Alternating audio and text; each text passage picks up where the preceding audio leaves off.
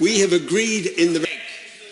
Following those remarks from the Honourable Member for Stone, I'm reminded how many fixed points in British politics have changed and changed utterly over the last several months. When I used to stand behind that dispatch box, the Honourable Member for Stone and many of his other fervent Brexiteers, I could always rely on them to marry their loathing of the European Union to their passion for the traditions and prerogatives of this House.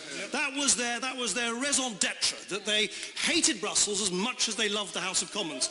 They still hate Brussels, but they now appear to be completely tongue-tied, completely mute, silent, when they have an opportunity to speak up for the traditional prerogatives of this House. My old friend and foe, it's a pity he's not here, the Honourable Member for Wellingborough.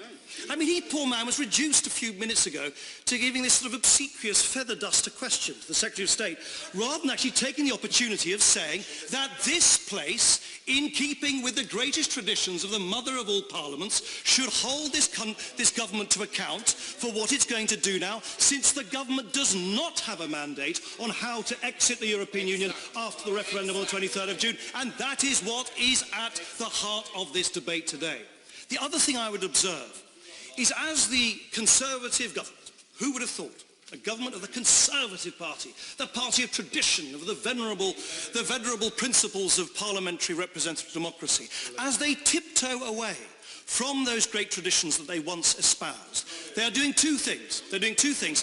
First, they are reinventing history, and secondly, they are willfully ignoring precedent. And if I may, I just want to say a few words about that. Firstly, reinventing history. We heard it today. We heard it from the Secretary of State on Monday. Apparently, the referendum on the 23rd of June was an overwhelming vote in favour of Brexit. Apparently everyone voted, well, except, of course, a few misguided members of the Liberal elite.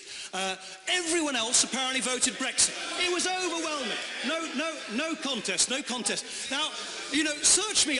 For me, the dictionary definition of overwhelming does not conform to actually a very narrow vote in which one side got 17.4 million votes and the other got 16.1 million votes.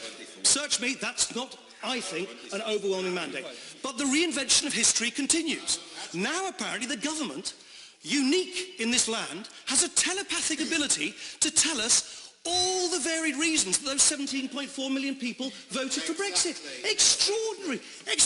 It's particularly extraordinary since they never ever deigned to tell a single member of our wonderful country what they actually think Brexit means, because they couldn't agree amongst themselves then, and they still can't agree now. But nevertheless, with astonishing telepathic hindsight, they can tell us whatever, and apparently everyone voted en masse for exactly the same thing. Yes, of course.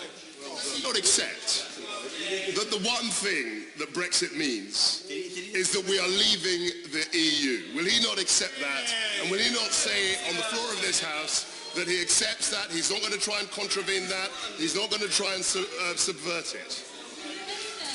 As the Secretary of State said earlier, being outside the European Union, Turkey, Switzerland, Norway, means a multitude of different things. That is now the challenge for the government. That is what the Brexiteers cynically withheld from the British people in the run-up to the 23rd of June, because they couldn't agree amongst themselves, and that is why this House now needs to hold this government to account. But not happy just with reinventing history in terms of the so-called overwhelming vote of actually a very close vote. Not content just to apparently have this telepathic wisdom with hindsight about why everyone voted, they now also cast aspersions on 16.1 million of our fellow citizens who didn't agree.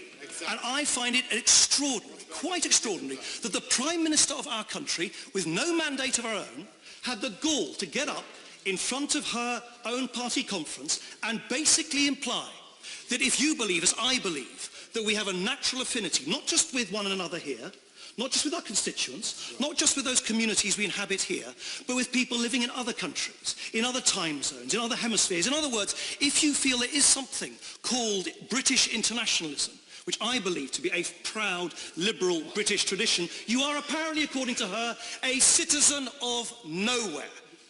I really think any government that insults over 16 million of your fellow citizens is not a government capable of uniting a country which was so starkly divided on the 23rd of June. I give way.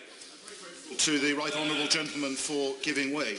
There seems to be a developing theme here that the people who voted to leave weren't clear exactly what it was they were voting for. Does he not recall the very clear warnings given by the then Chancellor and the then Prime Minister that voting to leave meant leaving the single market? They made that very clear.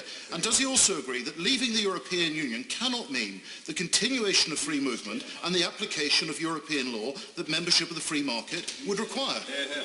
In direct answer to your question, I personally think it's an unfashionable view that with a bit of fancy diplomatic footwork and some political intelligence, actually the government could negotiate retention of our membership of the single market and curtailment of freedom of movement. What this government cannot do, and that's honest, that's funny enough where the Honourable Member of Stone was correct, what you cannot do is have membership of or untrammelled access of a marketplace of rules and not abide by the rules. That is what is impossible. But that wasn't a contradiction from the British people. That is the contradiction of this government, which is a self-inflicted